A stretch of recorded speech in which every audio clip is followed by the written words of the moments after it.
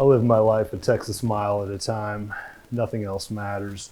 For those 30 seconds or less, I'm free.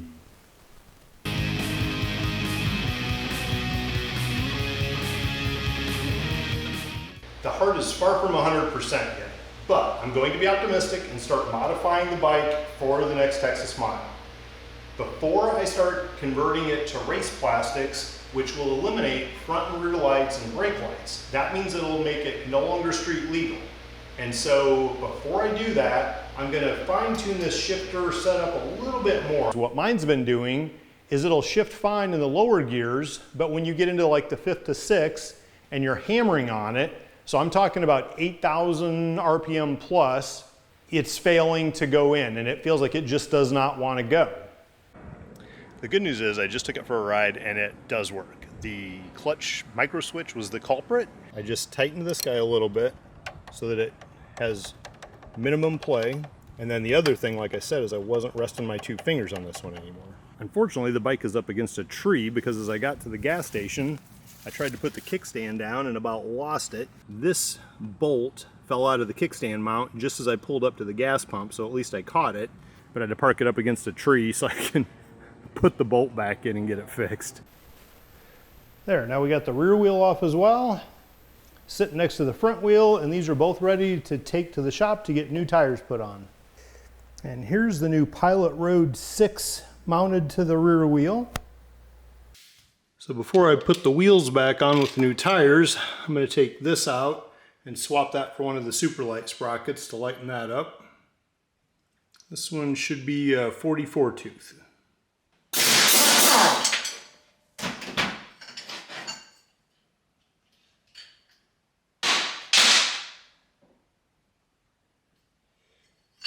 Put that gasket over there, and then I'm going to go weigh this and see how much weight savings these new sprockets make.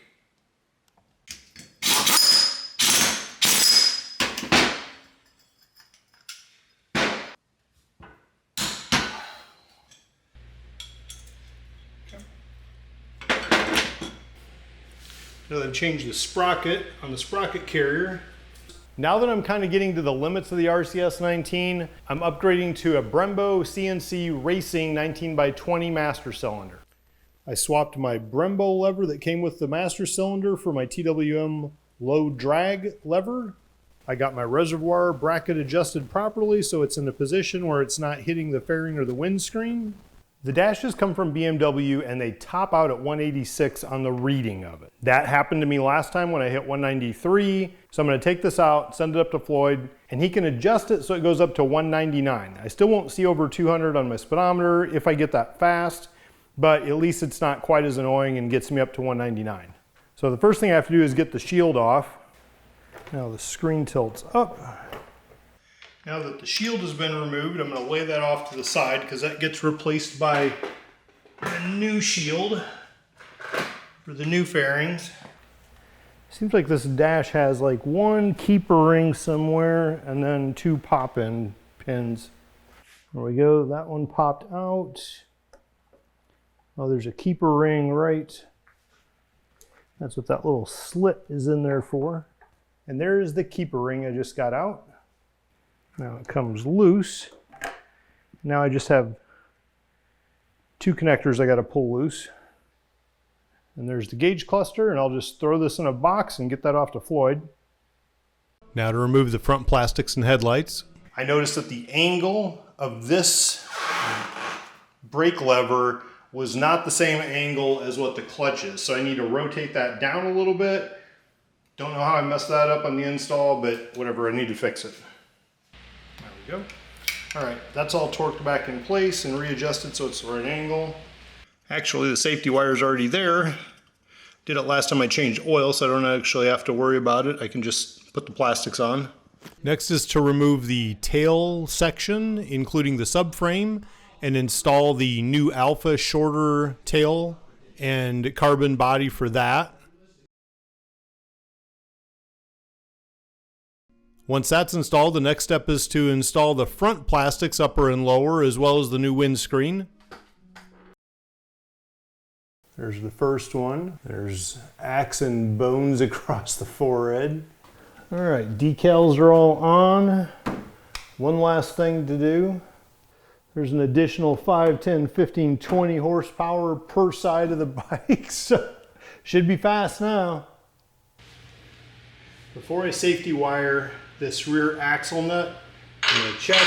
I'm going to make sure that it is a 34 millimeter socket. And I'm going to write 34 up on top. So I'll know that that's where it's tight in case I need to do something quick and don't have the torque wrench. I know I can do it that way. And with the safety wire, I won't be able to slip the socket over. So this way I know, and I'll just set it down there. Clamp it there.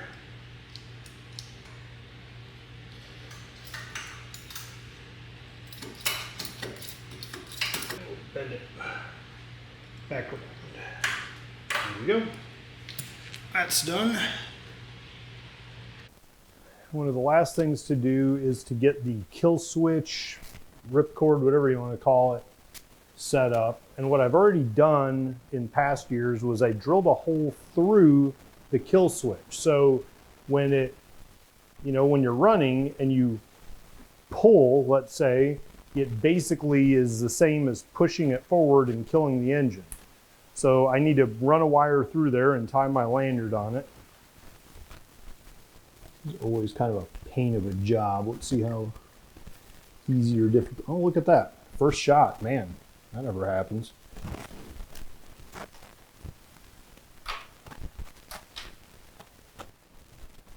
So now when you start it,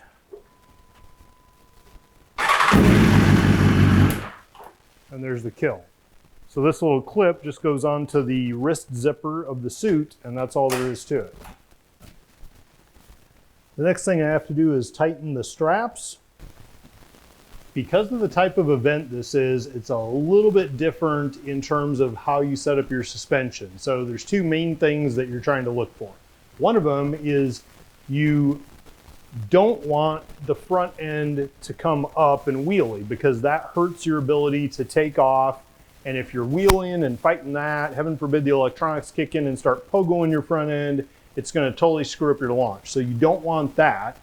What you have to be careful of is these bikes don't have a ton of rake to them. So if you are going too fast, even with the steering damper, if you have, let's say I'd strap the front end way down so low that it's in a nosedive type position, well, there's some point where you get too low and a couple things can go wrong. One is if your rake gets so small that the front end becomes unstable and it starts castering on you, that's a really bad thing at over 150, 200 mile an hour.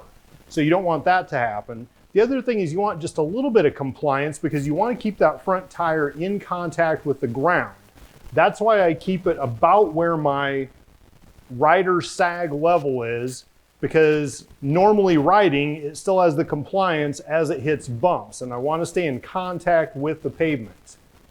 Now I have to weight the front end down, so I've got this marker all the way up against the fork bottom. I've got my helmet and my gloves, so I'll put them up here. I've got my boots, my suit, everything on. Now what I'm going to do is bounce it to make sure that I get it all the way down where I would be. I'm trying to measure just to be extra careful with it, get it to the right height, and then pull that strap tight and make sure that's perfect. All right, 0.86, and that's tight. I'm going to tighten those bolts now. Now I got to feed this extra strap somewhere around up here where it won't get in the way of anything.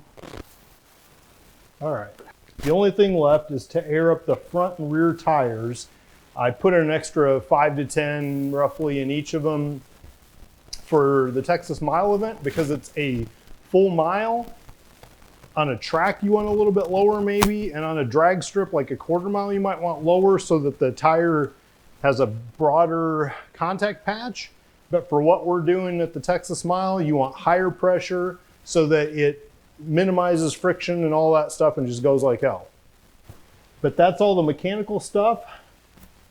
So I am going to take it for a test run, and assuming everything goes well for that, then I'll go ahead and increase the tire pressure the day before the event so it doesn't have any, so there's minimal weather changes between now and then gather all the tools that I'll need to take to the event. So I need to bring things like the chain brake tool, safety wire tool, the wrenches for taking the rear wheel off and adjusting the chain and all that. I have to get the extra sprockets. 3 of them will be with this bike. For the 4th one, it actually works out really well. I get to take it off the Aprilia because it's the same BST wheels, so it's the same sprocket carrier, and it is the next size that I need in sprocket, so it's actually gonna work really well. Think that plate hanging back there off the bag is gonna fly? About ready to take the bike out with no lights, no plates, yeah. And with that, I should be ready for the Texas Mile this week. Subscribe to my YouTube channel below and let's celebrate turning fuel and air into adrenaline.